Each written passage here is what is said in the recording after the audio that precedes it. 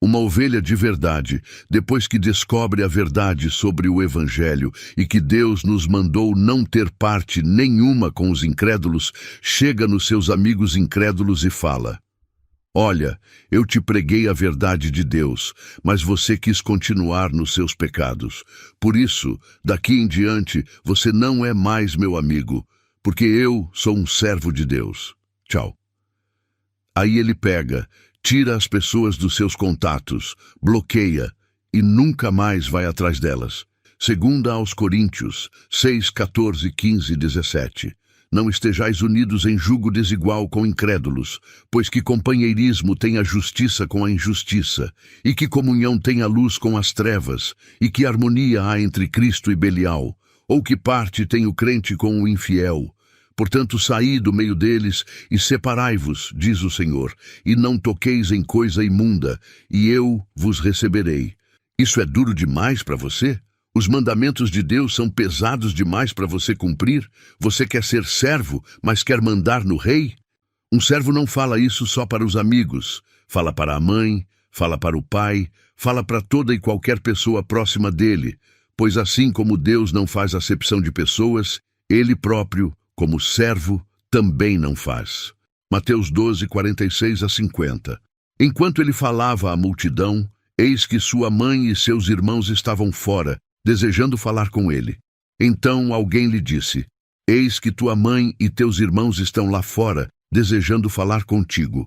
Mas ele respondeu, e disse ao que lhe falara: Quem é minha mãe e quem são meus irmãos? E ele, estendendo a sua mão em direção aos seus discípulos, disse: Eis aqui minha mãe e meus irmãos, porque qualquer que fizer a vontade de meu Pai que está no céu, este é meu irmão e irmã e mãe.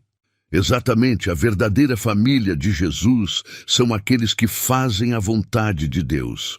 Os demais são a família do diabo. Lucas 9, 61 a 62.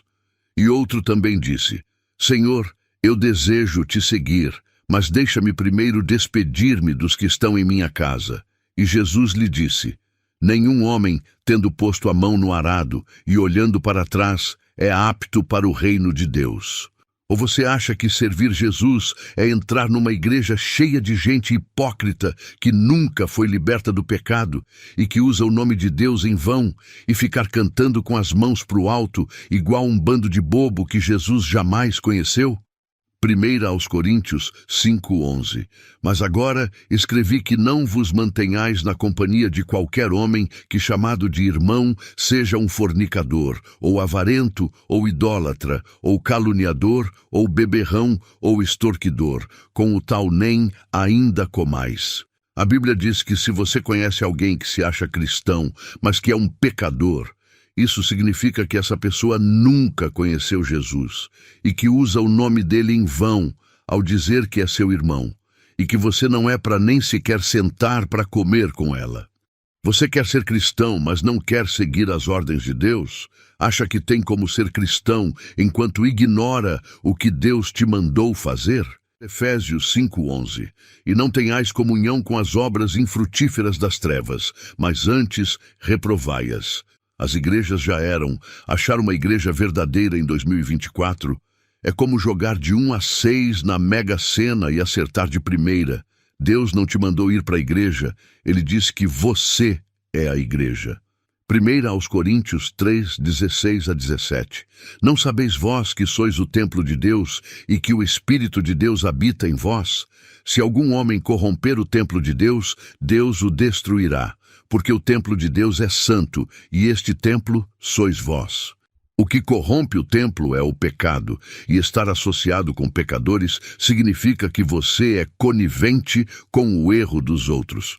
Você desonra a Deus se tiver companheirismo com aqueles que o desonram.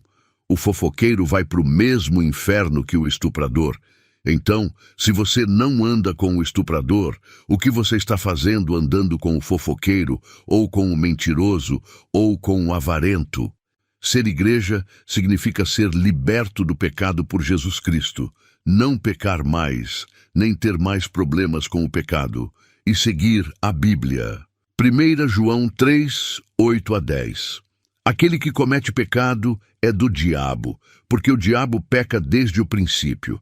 Para este propósito, o Filho de Deus foi manifestado, para que ele pudesse destruir as obras do diabo. Aquele que é nascido de Deus não comete pecado, porque a sua semente permanece nele, e não pode pecar, porque é nascido de Deus. Nisto, os filhos de Deus são manifestos, e os filhos do diabo. E o que a Bíblia disse?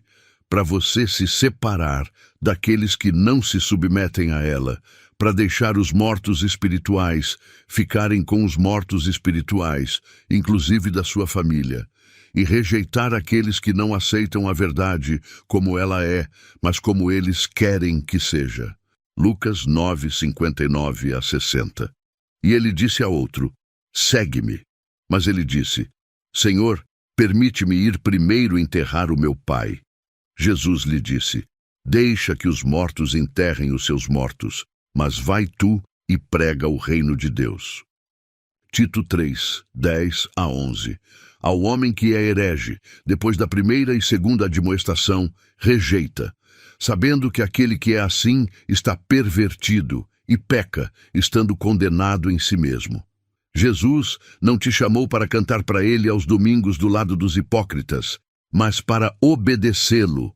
Cantar para Jesus sem ter sido liberto do pecado é o mesmo que enfaixar a mão enquanto você continua dando socos na parede, ou que jogar água no corpo enquanto você fica deitado na lama.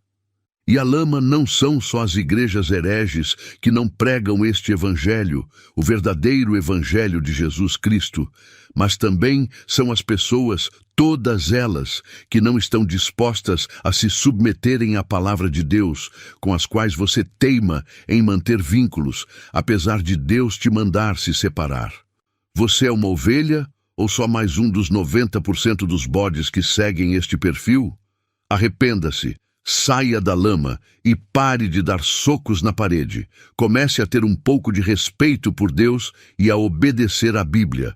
Ou espere para queimar junto com todos os outros falsos cristãos. João 10, 27. As minhas ovelhas ouvem a minha voz, e eu as conheço, e elas me seguem.